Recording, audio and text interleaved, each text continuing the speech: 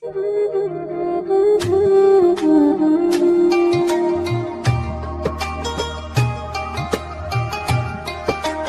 kepada orang tua. Sekarang baktinya anak kepada orang tua.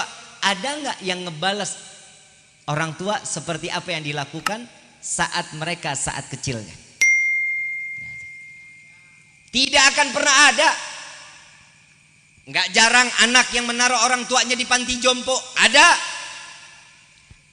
orang tua yang dalam keadaan sakit dia panggil baby sister untuk ngurusin orang tuanya. Ada nggak? Ada. Padahal itu cara Allah Subhanahu wa taala ingin mengangkat derajat anak-anaknya, membalas saat bakti di mana orang tua mereka yang dalam keadaan sudah tidak mampu. Orang tua kita saat ngebersihin kotoran kita nggak pernah pakai masker. Pernah nggak pakai masker? Ibu pernah sadar deh, bapak pernah sadar. Nauzubillah min dzalik, kalau di akhir nanti mudah-mudahan kita punya anak-anak yang saleh-salehah. Kita sampai udah nggak bisa ngapa-ngapain di atas tempat tidur, udah buang air di tempat, pipis di tempat.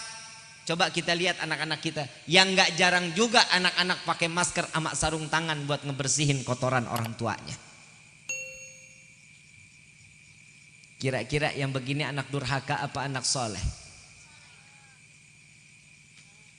Salah satu sahabat Nabi Muhammad SAW, Uwais Al-Qarni, bakti kepada orang tua, gak tanggung-tanggung. Orang tuanya buta, beliau pengen ketemu Nabi, gak punya kesempatan. Orang tuanya ngelarang, padahal beliau lahir di zaman Nabi. Bisa dikatakan sahabat jika dia bertemu, tapi nggak ada kesempatan buat ketemu dengan Rasulullah SAW. Saat beliau ingin mengadu kepada ibunya, ya Rasul, wahai ibu, aku ingin berjumpa dengan Nabi. Sebelum dia bicara, orang tuanya telah bicara duluan. Wahai Uwais, insya Allah aku ingin melaksanakan ibadah haji. Jika diberikan kemampuan oleh Allah, maka aku ingin tahun yang akan datang aku ingin melaksanakan haji. Baru mau ngomong gak jadi Uwais Al-Qarni. Uwais Al-Qarni badannya kurus.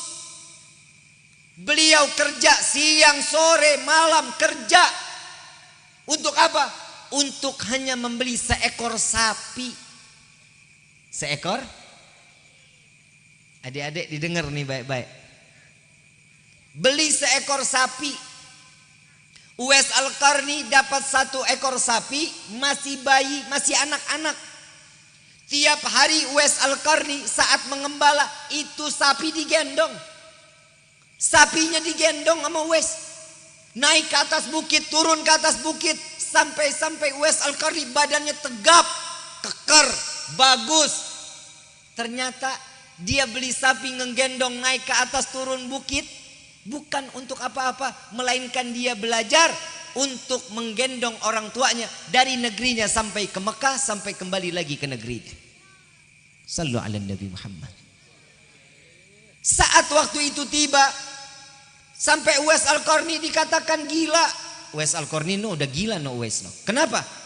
Sapi digendong bukan orang tuanya.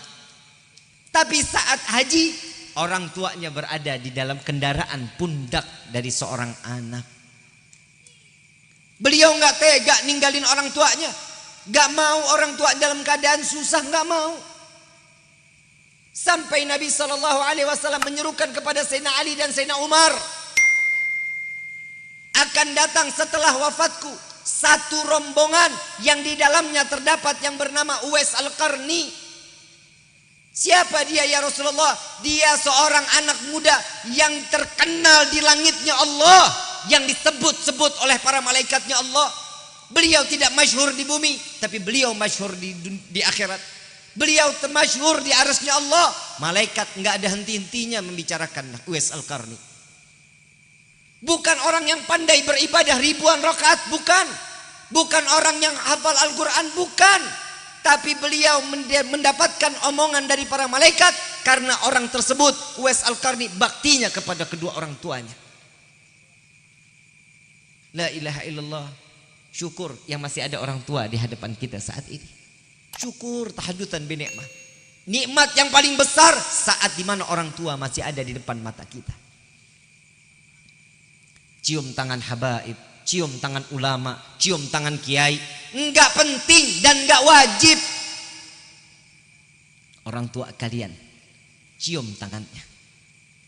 Allah akan angkat derajat seorang anak bagaimana baktinya anak kepada orang tuanya. Nggak ada orang tua, nggak ada anak yang sukses kalau bukan karena doa orang tua, nggak ada.